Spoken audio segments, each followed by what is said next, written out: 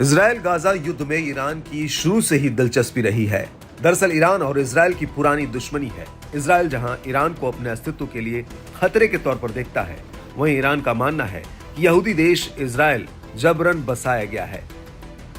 ऐसे में युद्ध में गाजा के साथ खड़ा ईरान अपने दुश्मन इजराइल से निपटने का मौका भी देख रहा है। अब खबर आ रही है कि ईरान के Islamic revolutionary guard corps IRGC की कुछ फोर्स की यूनिट 400 आत्मघाती हमलों के लिए अफगानों की भर्ती कर रही है। खबर यह भी है कि इजरायलियों को निशाना बनाने के लिए यूनिट 400 अल कायदा के साथ भी काम कर रही है।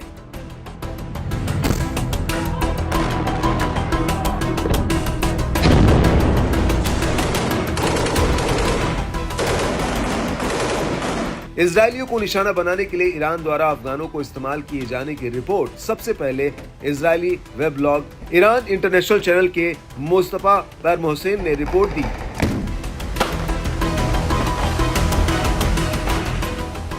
ऐसा लगता है कि इस्लामिक रिपब्लिक ऑफ ईरान, अल कायदा और तालिबान ने इजराइल के खिलाफ युद्ध के लिए अपने धार्मिक मतभेदों को एक तरफ रख दिया है।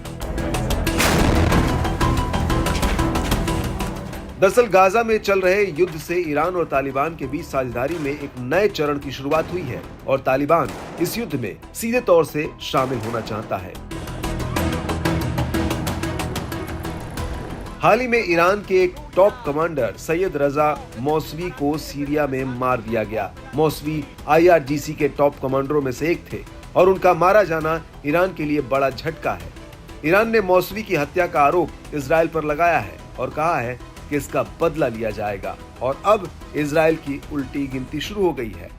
ऐसा माना जा रहा है कि अब ईरान इजराइल के खिलाफ हमले तेज करेगा।